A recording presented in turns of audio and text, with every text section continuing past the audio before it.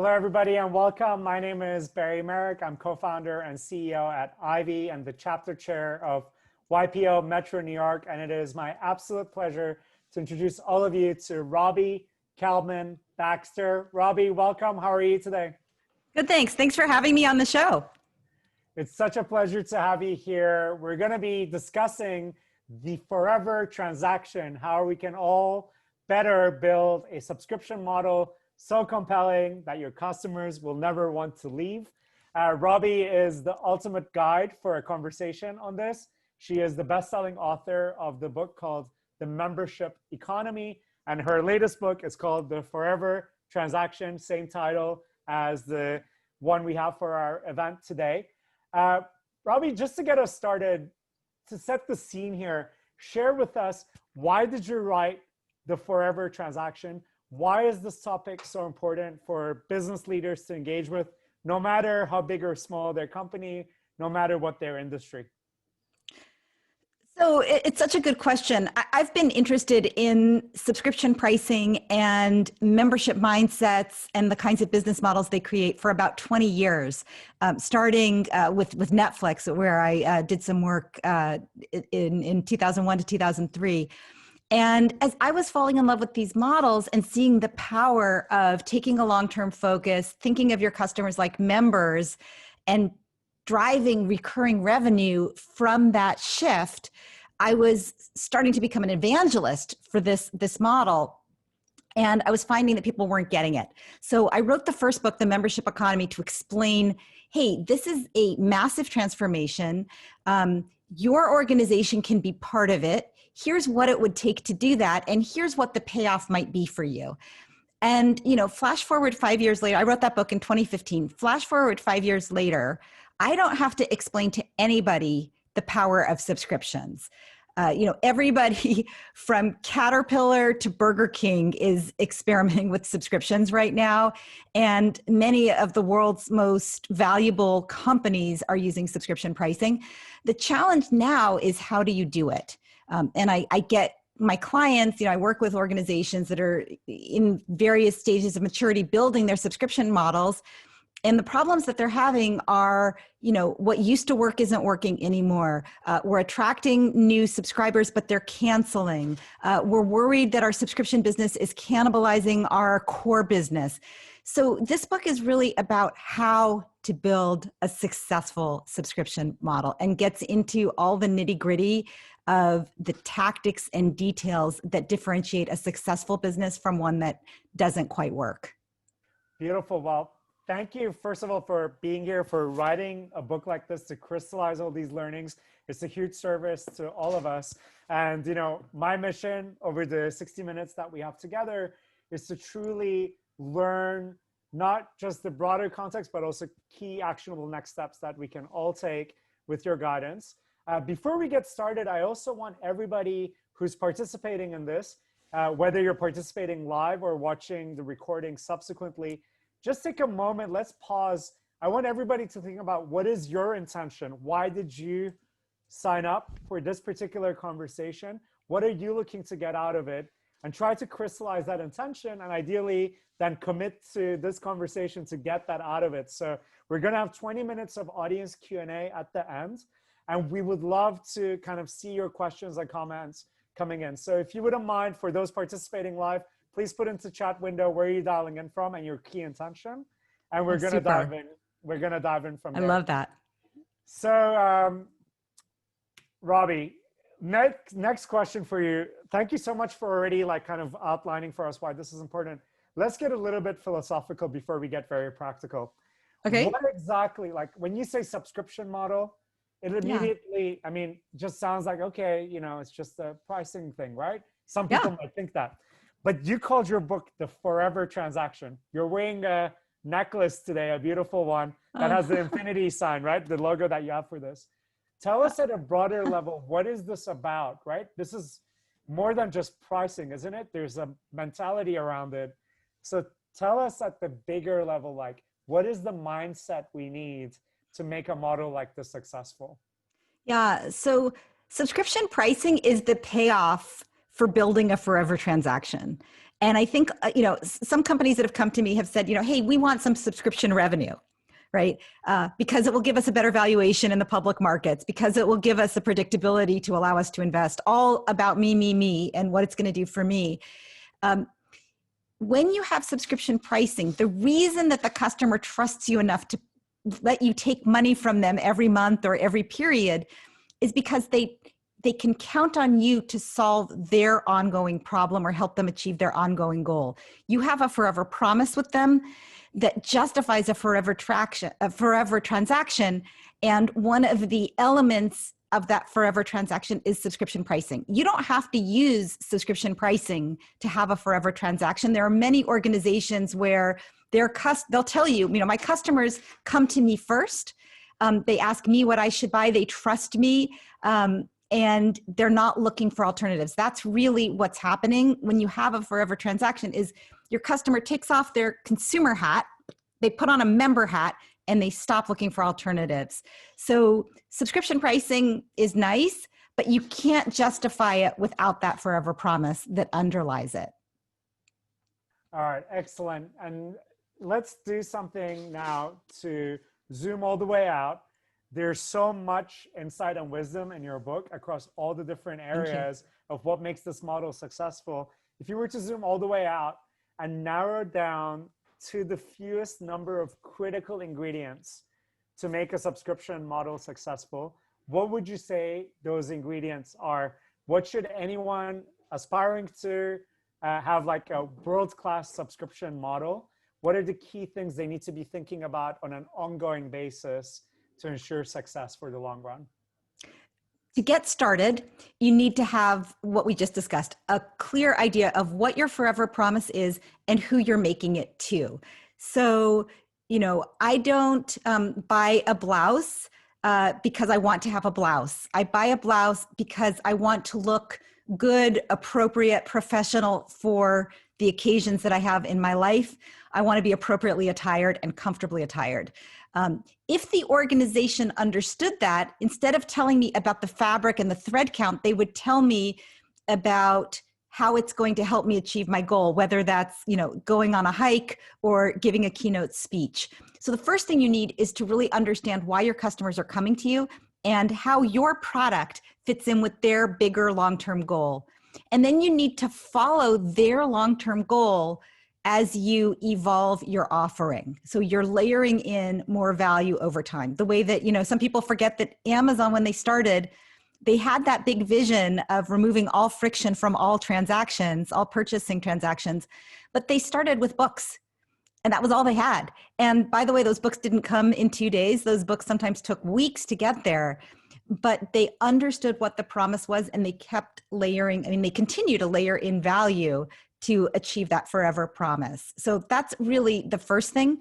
What ties into that is having a very long-term focus on the relationship. If you have a member relationship with your customer, that implies that they belong and that they can count on you. So you have to really, it takes a lot of discipline to sometimes sacrifice a short-term payout for that long-term trust.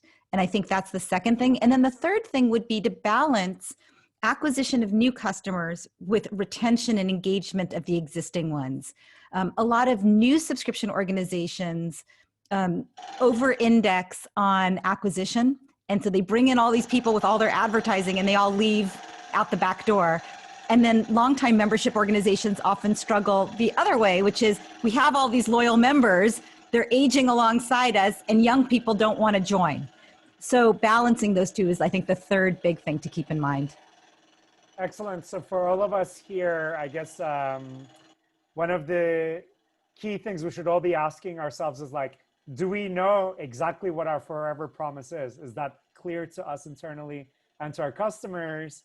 And then like all product strategic and tactical decisions could be framed around, is it helping us better deliver on that forever promise? And then from there, having that long-term focus on the balance between retention and acquisition. So could you share with us some of your absolute favorite, most instructive examples of companies who have done a stellar job of innovating on their subscription model in a way that we could all look to emulate, no matter what we're up to, even if we're not in the same industry. So if you were to give a couple of examples of how great companies have done these, what would they be? Yeah, so in the kind of subscription native world, one of my favorite examples is LinkedIn. Do you hear that drilling? Yeah. Hold on. Yeah, all good. Stay tuned, everybody. So sorry. Hopefully that's a little better. It's our neighbors. All good. So It happens. it happens. Yeah. So one great example, as I said, is LinkedIn. And they've always had a focus on a forever promise, which I love, around helping people thrive in their professional lives. And what's funny about that is that their first company that those guys founded was called SocialNet, and it was a dating site. And this is a group of people that have always had a very long-term focus, want to serve their customer, have an ongoing relationship. Problem with dating is if you do it really well, you're done in 6 months, right? You find your true love, your soulmate, and you're out of there. So they picked a forever promise that had a much longer timeline. So that's something that was very smart.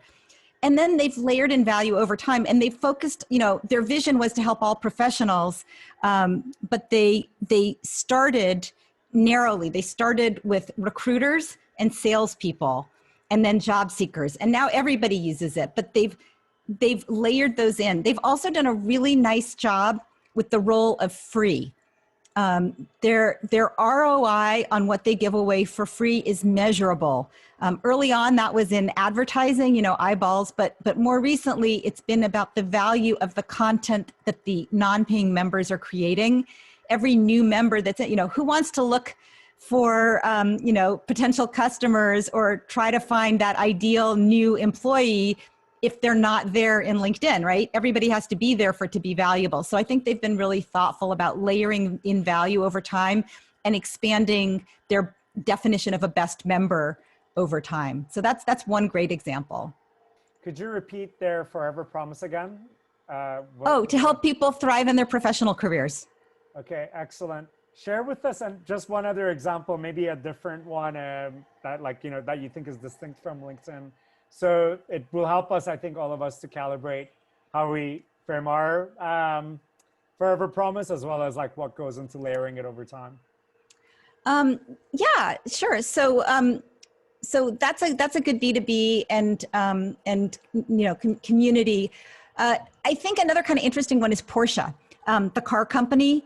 They're an example that's, first of all, much more recent. And second of all, they had a different business. And so they've layered in subscription strategically. So a really important thing to consider if you're thinking about the role of subscription in your organization, it can be a revenue and profit driver, but it can also be a marketing tool or a relationship building tool. And what Porsche has done is they have this subscription where you have access to a fleet of their cars, which is pretty fun. You can have a convertible on the weekends, and you can drive a Cayenne during the week, or vice versa if you're going up to the mountains.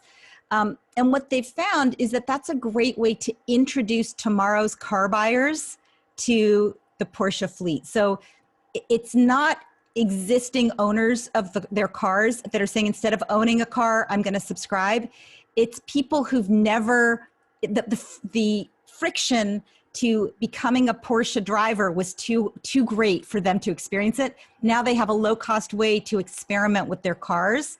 So I think that's a really interesting example, both because they're not a complete subscription business, and because they're using subscription in such a novel way as a marketing tool, as a point of entry, as a relationship builder. Excellent. Thank you for that example as well. Let's dive into thinking about pricing and also metrics. So the numbers over the last few decades and years, and even the recent months, as this model has been evolving, as a lot of companies are trying different things, what have you found to be not just what the key metrics are to be observing, but the best ways to be approaching them?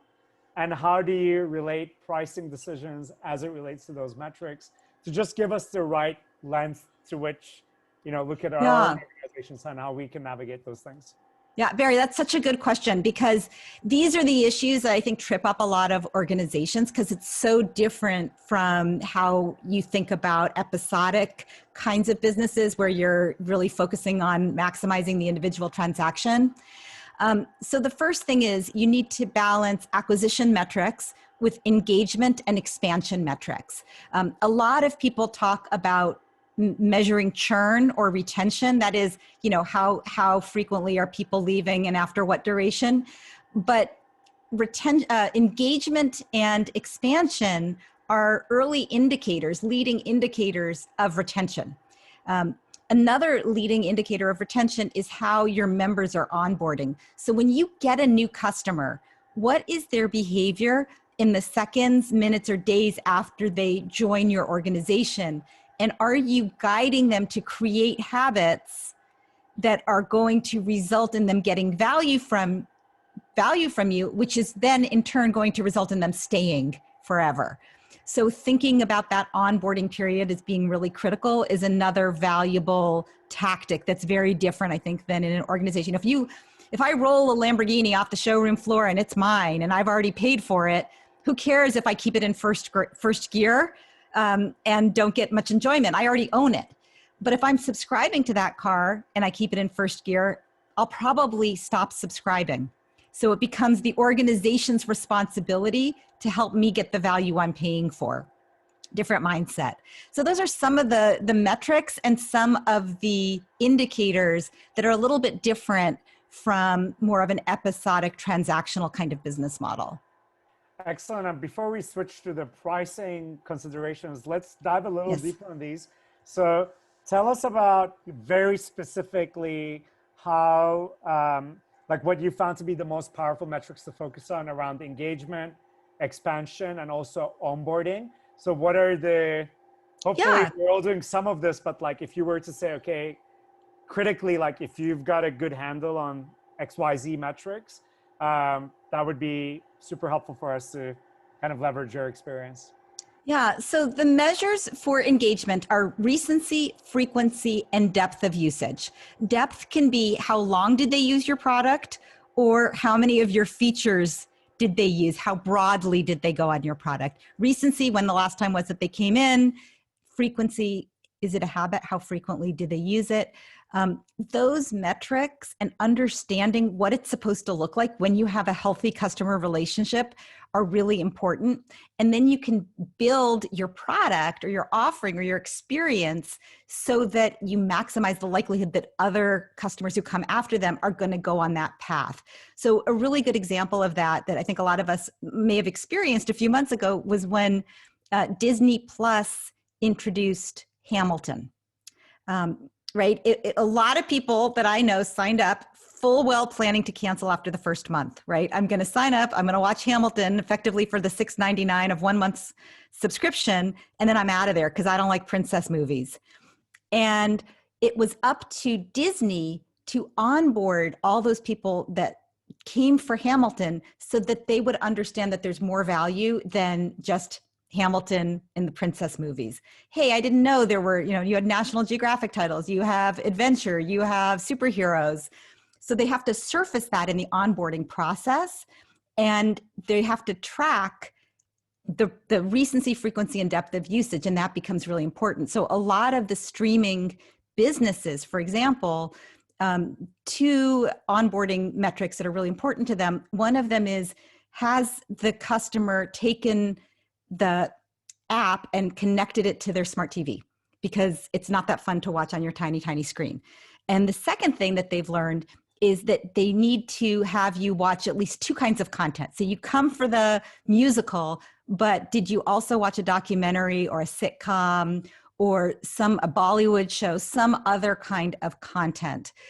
Because that massively increases the likelihood that you're getting all the value that you're entitled to, which in turn increases the likelihood of staying. Excellent. Thank you, Robbie. And what about on the expansion front? So I guess this is what you refer to as like expanding like maybe going up the subscription tiers and so forth. Yeah, exactly. Expansion is about deepening the relationship with you. So if I come to you, let's say, like with you, I come to you for the content, but I'm really coming for, developing my skills as a leader. So maybe there's other opportunities for me to grow and deepen the relationship. I might come to LinkedIn initially so that I can put my resume out there and have people find me. But then I start a company and now I actually need to recruit people. So is LinkedIn able to recognize that now I'm I used to be, a product manager, but now I'm a CEO. I might have some hiring needs. Can they expand and deepen the relationship to help me with my hiring? Excellent. Thank you, Robbie. So one of the key things I think a lot of organizations, when they're for everything around number of engagement, retention, and all of that, and acquisition, of course, pricing plays a huge role, right? Because ultimately, that whole forever promises then judged against an investment required by the customer, right?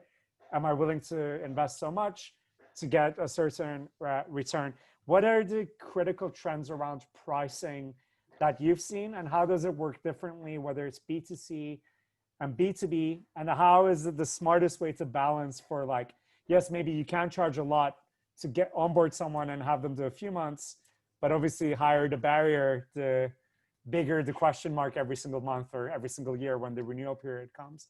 Tell us about your Yeah. thoughts on pricing.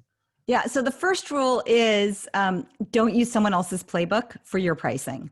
A lot of organizations, really sophisticated organizations, look at Netflix and say, I guess we should have pricing like that. One price point or three price points, three tiers, no extras. But that's a model that works for them. I think the first thing is to look at your own organization. So for example, one company I worked with was for online payroll for very small businesses, part of Intuit. And, I came in guns blazing saying, you guys need a free trial. And what we learned, or what I learned, was no, they didn't need a free trial because the friction to joining a payroll company or to changing your payroll system, as many people watching probably well understand, it's not the $49 of the first month or whatever the price is. It's the cost of changing all of your processes and moving all of your data and taking a risk that if it doesn't work, you're going to lose all that data and you're going to have all kinds of problems with all of your employees and legal issues and regulatory issues. So the $49 is like nothing. That's not the issue. So I think the first thing I'd say around pricing is to understand what are the barriers to getting somebody to join.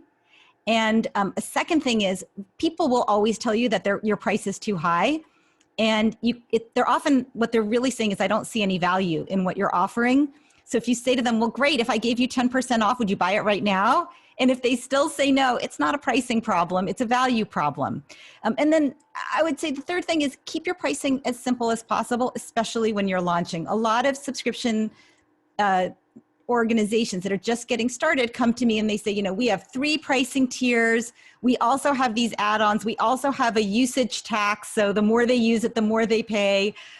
We also have, a private room. We have all kinds of different features and we have some penalties. And I think the value of subscription is that the customer trusts you. And the more complicated you make your pricing, the less they're going to trust you, because you're telling them that if they don't pick the right pricing combination, they're not going to get the best value that they're entitled to. So really what you're saying to them is, if you don't have your wits about you and you don't do your homework and figure out our complicated pricing, you're not going to get a fair deal. And so your customer comes in thinking, I need to game the system. I need to beat this company because they're trying to take advantage of me. So the simpler you can make your pricing, especially in the beginning, the more likely you are to build trusted relationships. Excellent, Robbie. So let's use that as a segue. I want to do 2 things. One, let's focus on everybody here who doesn't yet have a subscription model. Maybe it's something new they want to start, a new product line, service, or company, or they have something old school like bulldozers and burgers. I didn't know Burger King and Caterpillar had subscription models, but let's say they want to switch towards that. When it comes to starting, in addition to keeping your pricing simple, what other critical tips and that would you suggest for individuals looking to get started? Once you answer that, I'm going to switch gears and ask you about, for everybody who's already running a subscription model business, to scale that and keep it robust and dynamic, what do we do? But let's start for those who want to do something new. What are the best ways to get started now? Yeah. So whether you're an entrepreneur thinking of starting a de novo fresh business, or you're inside a large company and you're thinking we need to have some kind of subscription here, I would start by saying, who are you making your promise to and what is that promise? So let's say that you have a clothing business. You want to think about who do we want the subscription for? And what are we doing? Is it for our best customers? Is it for people? Do we think that our biggest challenge is getting people over the hump of coming and learning about us in the first place? Or are people pushing at the limits and want more from us and asking us for more than we can provide, and we're seeing more opportunities to help them? So you want to figure out kind of where in the customer life cycle you want to go, and which customer segment you want to focus on, and what problem you're going to solve for them. And I think that's really important. It's so tempting to want to be all things to all people. But if you say, you know, we're really focusing on removing the barrier to entry, or we're really focusing on our best customers and giving them something really special, our heaviest users, I think that's the most important place to start. And if you're in a going concern, keep it off in the corner. Keep that team as separated as possible. Give them some cushion against all of the other kind of business as usual things that are happening, so that they can feel a little bit like a startup, and give them a chance to grow before they kind of come front and center and have to kind of be part of the big machine. Excellent. Thank you so much, Robbie. And I know we already talked about pricing, but especially for like new initiatives, let's say, there's also that question of like, what's the commitment period? So it's very fashionable, obviously, for companies like Disney Plus and Netflix and so on, to have this monthly come and go as you please. It's so relaxed and it's kind of low price. I mean, not for everyone, but like for a lot of customers, it's like, okay, $7, it's less than a movie ticket. That decision between that versus, you know, charging annually and therefore having, let's say, 12 months in which to deliver that value, to really onboard them so that there isn't as much rush. And then, of course, there's companies that also charge quarterly, and you could do it in any permutation. What are your thoughts on that, like length of commitment and how it plays to all of this? Yeah, well, so first of all, it depends on whether you're consumer or B2B. And I want to give a little B2B love for those of you that are building SaaS or other kinds of business services.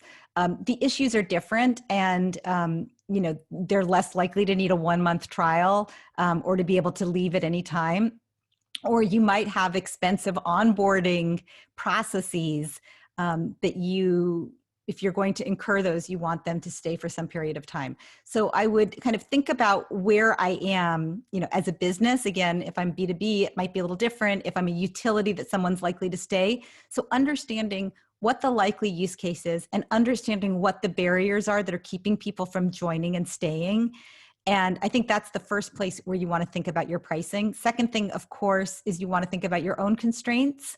So, you know, I have one very large client where they said, we are not allowed to have a dip in revenue. So in other words, they're willing to sacrifice growth and learning in exchange for managing revenue. So we go about everything very differently. We're pricing quite high and we're not expecting that many people to sign up. Whereas I have another client where they're almost giving it away for now because they want to see who's going to use it and how it's going to be used. And then they'll think about pricing later. A company like Spotify, they literally gave away their product aggressively because they were trying to change our habits about how we consume music. And it was a land grab, right? They have to change our behavior. If we change our behavior, there will be plenty of time later to upsell us on and to deepen the relationship by offering us, you know, no ads, access to certain types of content, the ability to integrate the app with your home stereo system. So depending on your business needs, you kind of need to think about what's included and how long you require differently.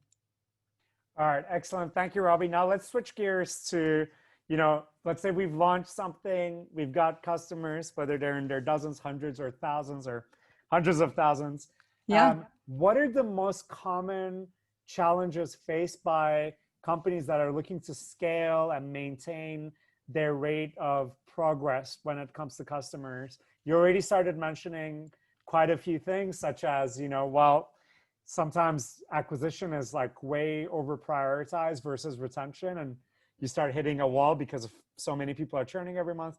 But just share with us, if you were to narrow it down to key themes here, once you have your customers, when you know you've got some kind of product market fit, at least when it comes to acquiring at a very healthy speed, what are the ongoing challenges and how the company specifically innovate to keep enhancing their retention and engagement metrics? Yeah. So these are the companies that have already been successful that you're talking about. So, in the Forever transaction, in this book that I just wrote, I broke it out by launch, scale, lead. So launch is you're just getting started. Scale is you're investing in infrastructure and you're building out the right culture to support this new kind of relationship you have with your customers. And then the last group is, I call it lead, which is how do you maintain a leadership position over time? And the issues in that last group, so you've already scaled, you already have a culture for membership. The issues that they face, these are your newspapers, your gyms, your professional associations, any organization that, churches, any organization that has been membership based for a long time, they start to run into issues where they over-index on their current members. I describe it sometimes as they're using their microscope instead of their telescope. And so these are companies where their promise is still really powerful. We're going to help you grow spiritually. We're going to give you the information you need to understand the world around you so you can make better decisions, which is what most newspapers are trying to do. We're going to help you get and stay fit in the most efficient way possible. That's most gyms. And so the promise is still good, but the product, the way they deliver on that promise is dated. And new consumers, prospective customers looking in the windows say, that is not the best way to solve the problem that I have. I'm going to go over here. I'm going to go to CrossFit instead of the Y. I'm going to, get my news from Twitter instead of from, the Washington Post or what have you. And so that's when organizations need to continue to iterate on their offering. They need to continue to use their telescope to see what's on the horizon. And they need to continue listening to the voice of not just today's members, but tomorrow's members and the members they lost. The woman who runs community at Salesforce described it as listening to the orchestra, not just the violins. So I think that's really important as well if you want your membership organization not to get too insular and continue to contract over time. Excellent. Thank you, Robbie. That was great. So avoiding over-indexing the current customers while not listening enough to the ones who left or the ones who haven't even tried what you have to offer. I have one more question, and from there we're going to dive into audience questions. For Great. everybody engaging live, Robbie specifically wanted, tangible scenarios or questions that you might have. So if you have a very specific question, it's quite likely that a lot of people here could benefit from it too. So whatever questions you have, Definitely. Please put them in the Q&A box and we're going to do our best to get through all of them. My final question to you, Robbie, is you mentioned like when you wrote the membership economy, a lot of people weren't as maybe aware or conversant in what this approach around subscriptions was like. Now it's like, okay, everyone is seeing it everywhere. Everything is some kind of recurring payment, or a lot of things are recurring payments. Now it's a question of like, how do we really make the most out of this model? We've just had, obviously, are in the midst of COVID, lots of changing consumer behaviors. Looking ahead, in the coming months, years, where do you see subscription model approaches going? Will a vast majority of companies try to do everything they can to move there? And how are you also seeing like usage patterns, demographic changes as far as like how people engage with this kind of a model so that we can anchor our approaches towards the key trends coming up? Oh gosh, so many good questions there. So where do I see it going? So in the past, even 5 years, when I wrote The Membership Economy, it was fairly, really good examples were mostly limited to digital natives, subscription natives, and mostly in the US. Now subscriptions are everywhere in every industry, and it's a global phenomenon. So that's just kind of getting started. So there's a lot of growth in subscriptions, and we're seeing them as a tool. I would say that subscription pricing is becoming a tool in every organization's toolkit, kind of like email. Like you can use it for a lot of different things, and you don't want to just use it without thinking about what the goal is. But it is a powerful tool. So I think we'll start seeing that nearly every organization has some kind of subscription or membership or ongoing relationship that's possible for a particular key segment of their audience population. So that's something that I'm seeing everywhere. We're seeing it emerge with, not just digital products, but, subscribe and save and subscription boxes for consumer products. And we're seeing it with physical products, heavy equipment, things like Caterpillar that I mentioned, but also the Peloton bike, where you buy the bike outright, and then you subscribe to content. There's a lot of businesses in the durable equipment, heavy equipment world that are doing that. And in B2B, almost everything that you need to run your business can now be subscribed to. So I think that's where the world is going. On the other side of that, what I think we all need to be aware of is subscription fatigue. When I used to tell people, let's say 5-10 years ago, that I was a subscription expert, like on an airplane, they either weren't interested or they would say something like, oh, I subscribe to my newspaper. That's really cool. Now what they say is, oh my God, I have so many subscriptions. Can you please tell these companies not to make me subscribe? And then they launch into their story, right? I tried to cancel this subscription and I wasn't able to. Or my company, we have 18 different subscriptions for our software. I wish we could just own it outright. So I think the last piece of advice I would give you is to remember, if you're launching your subscription right now, to remember that people are dealing with subscription fatigue, and they're going to be a little cynical and a little suspicious that you're trying to lock them in, especially during this COVID time, which, what I've seen is a tremendous acceleration of nearly every kind of organization toward subscription, because subscription businesses have proven over the last 6 or 8 months to be among the most resilient of all business models. So the good is it's a great model. The bad is everyone's doing it. And as a result, customers are somewhat suspicious.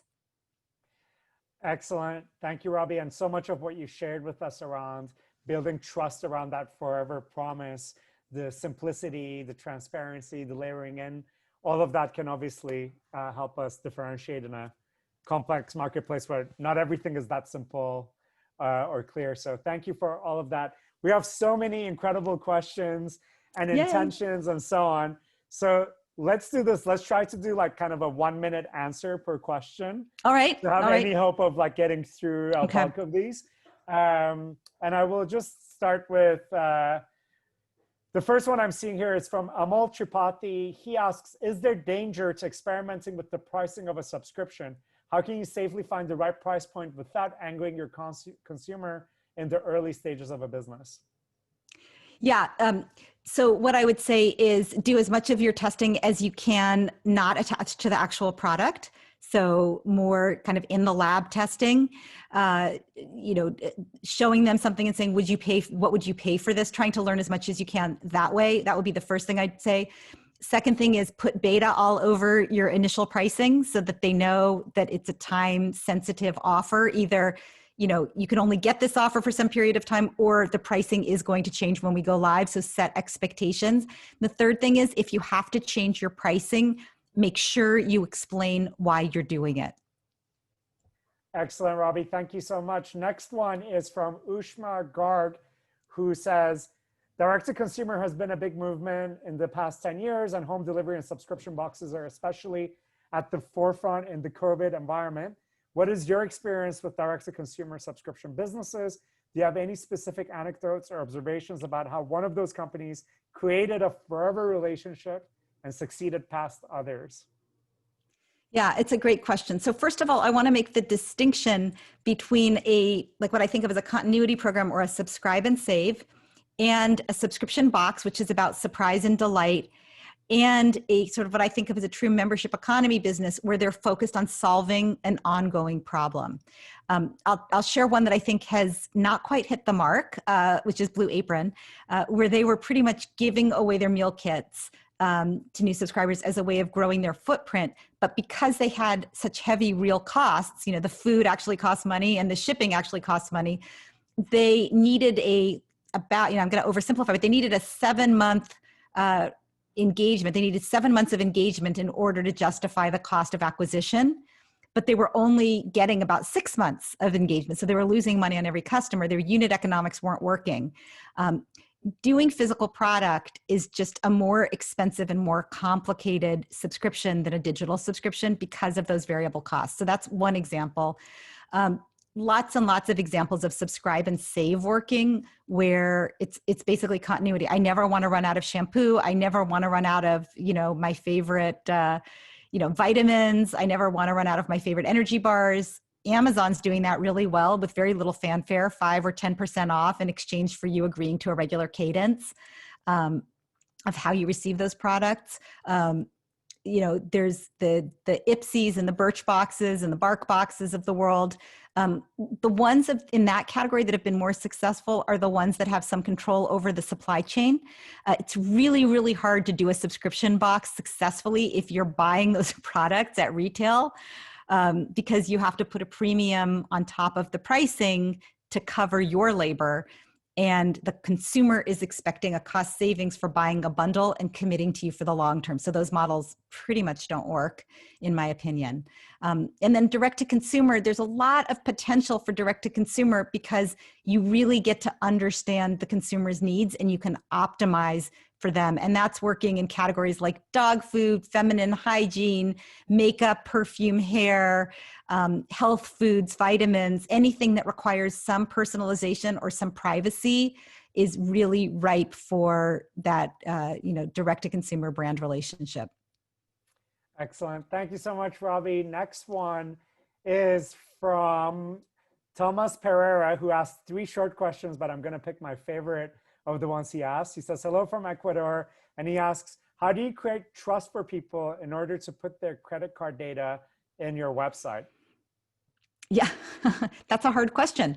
I think, in a lot of cases, it's your brand. So you have to have a brand. If your brand isn't known, you have to have a partner that gives credibility and trust. So, back to Amazon, that's something that they've done for a lot of small vendors is said, buy through us and, or, you can buy my product through Amazon and then Amazon takes the risk of the credit card processing. But it's really about, what I love about his question is it's about building that trusted relationship so that you earn the right to have the credit card in the first place. Excellent. Thank you so much, Robbie. Next one from Armando Beltran, who asks, please share a few innovations and subscription models that have recently caught your eye for the value that they can create. That have recently caught my eye. So I mentioned Burger King. I'm gonna share that Burger King, Panera Bread, and now Pret a Manger. They have all in the last 9 months or so introduced coffee subscriptions, varying flavors of coffee subscriptions. The idea being that they're attracting the consumer to their stores to make a habit out of stopping in, whether it's going through the drive-in or coming in quickly and getting things, out of the hope of getting them to purchase other things and make it a habit. They know that coffee drinking is a habit for many of us, and they're using that as a point of entry to build a new kind of relationship, usually around breakfast. So I think that one is pretty interesting. I alluded to Peloton. Confession, I have a Peloton. I paid full price for it. I love it. They're taking a physical product and they're layering in software to create community, personalization, flexibility, changing value. The product becomes more valuable over time as it gets to know you. I think that's the future. I think that, we're seeing kind of this convergence of manufacturing and subscription, which I think is going to lead to a lot of continued innovation and excitement. Excellent. Thank you, Robbie. So we've got 2 questions here that are related, so I'll read both. An anonymous attendee says, we have an established and well-respected membership business, but struggle at making supplemental income. Do you have any suggestions for how we can earn revenue beyond the membership fee? Members often feel that everything should be included. Another question related from Jose Vergara, who says and asks, what are the best strategies to increase price on profitability on existing clients who are on a fixed price subscription model without losing them? So yeah. two sides of the same coin here. Yeah. And this is, we talked about those three, launch, scale, lead. These are lead questions usually, especially that first one from the anonymous questioner. Memberships that have been around a long time, the dark side of membership is that your members have very high expectations of you. They feel like they belong, and they talk as if through a loudspeaker about what they want and what they expect. And what I would say there is, number one, sometimes it's okay. You have to be willing to lose some of them. If they're expecting more than you can give, or if they're asking for features and benefits that are going in the wrong direction, not where your organization's going. So one example with a membership organization that I came in to help, they'd been around for 100 years, a professional association. They had several members, including 2 people on their board, their volunteer board, who wanted to receive everything via fax. They didn't do email. They didn't do phone. And so the company, this organization that was, very lean, had a full-time fax guy. And so they didn't have any resources to invest in email, and they didn't have any resources to invest in digital content because of this. So sometimes you have to be willing to let people go in order to kind of stay focused on the future. So it's not just today's members, as I said, it's what's good for tomorrow's members whose voices might not be so loud. I think that's one thing. And then the second thing about layering in additional value, you can always add additional tiers at the top. And you can also add, one-off deeper ways to go deeper with your best customers. So, we have the membership, but if you want an audit, a custom audit, or if you want custom coaching, or if you want, any kind of custom resource, that costs extra. And just being clear about that. The last thing that you can do, and this is more for the second question, is you can over time, kind of take some things and put them into a higher tier of membership. It's dicey to do that because you'll lose some members who feel violated. And that's why it's just really important to explain why you need to raise your prices or why you priced too low to start with. Thanks so much, Robbie. Next one from Giovanni Di Mella, who asks, can you mention some ideas regarding a cancellation process?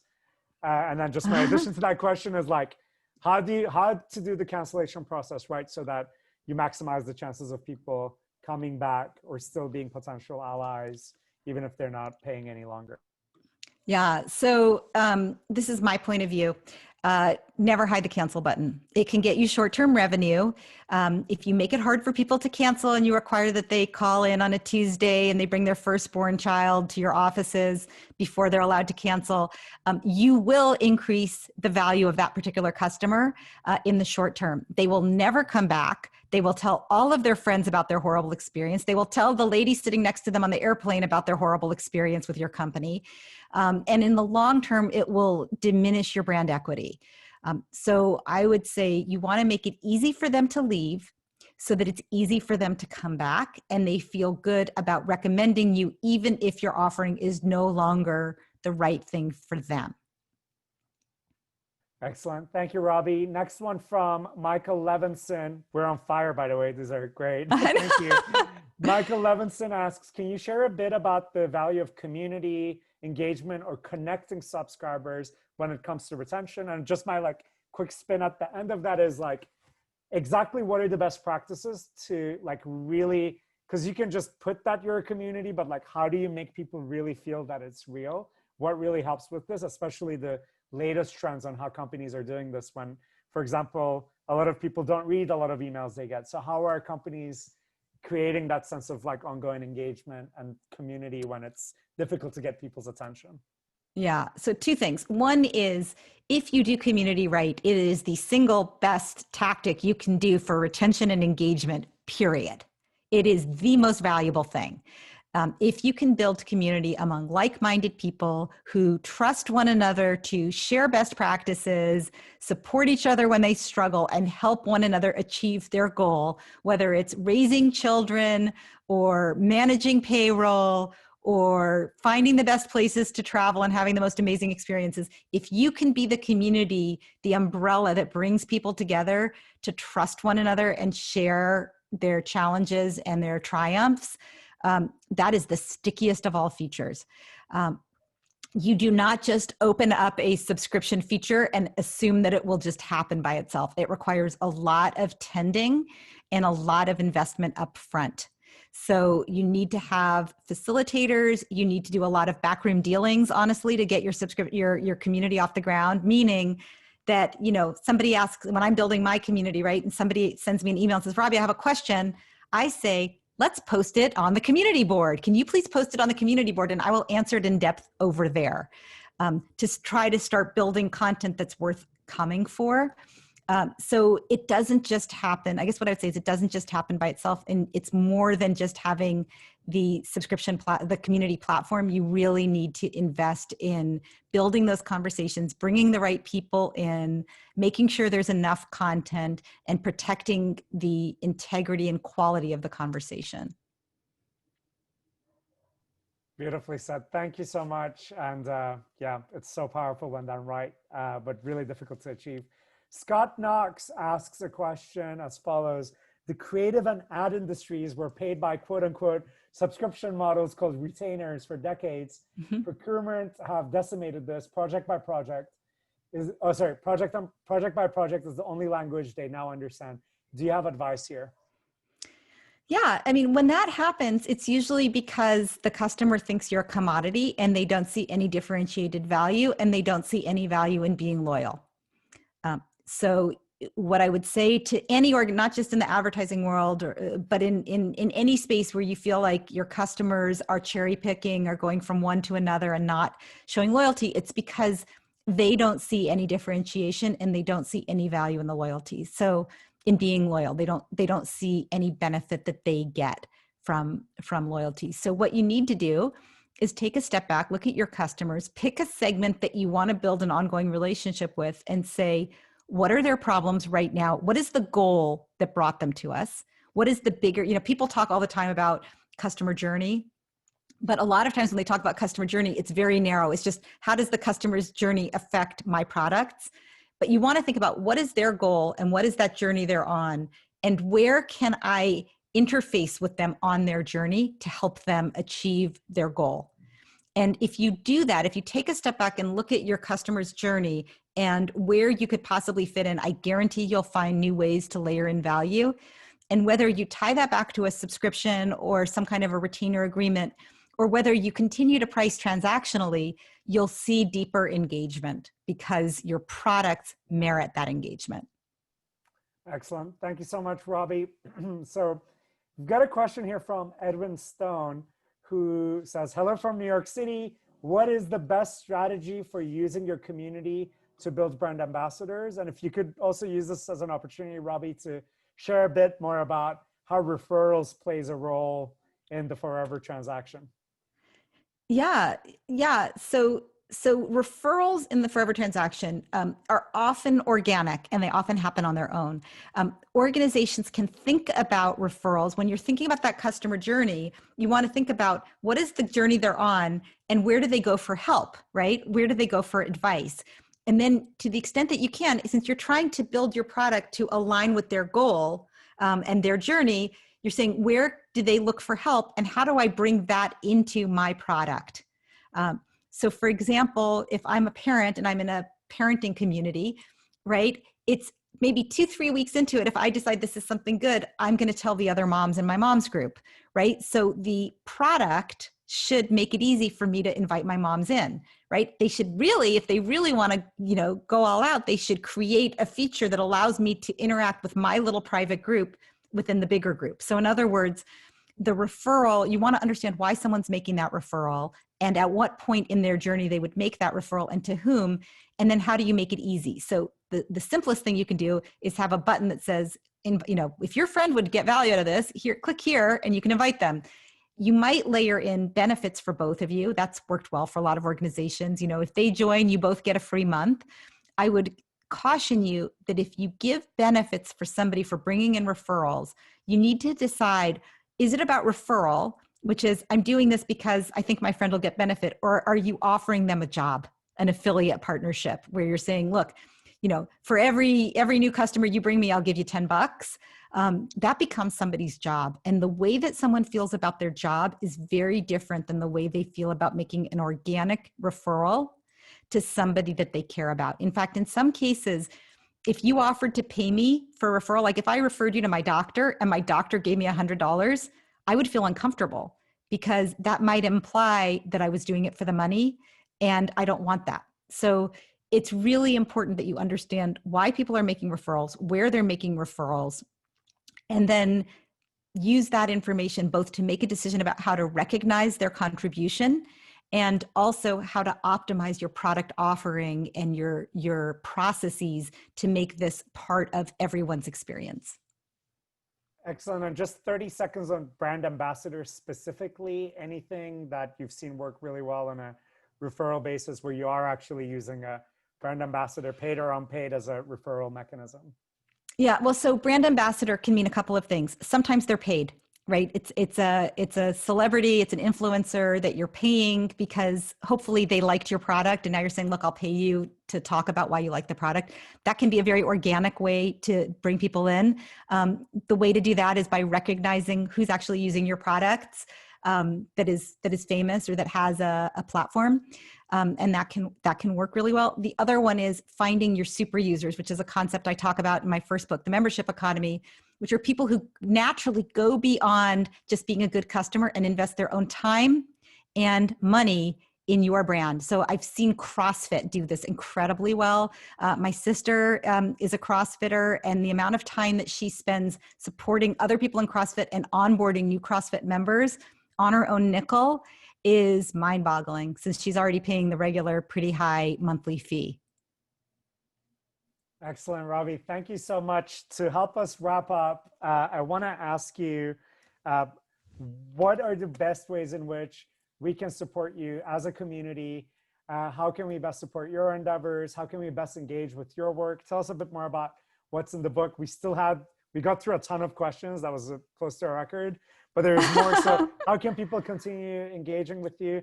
And if you have a final piece of wisdom or a call to action you'd want all of us to keep in mind, please let us know. And my call to action before passing it on to you to wrap up is for everybody to really think about, like, what's the one key action item that you've derived from everything that Robbie was kind enough to share today? What's the one thing that you're going to do? Try to kind of write that down before the hour is up so that it's in front of you and you know to act on it. So Robbie, over to you. How can we best support you? And one final call to action from you.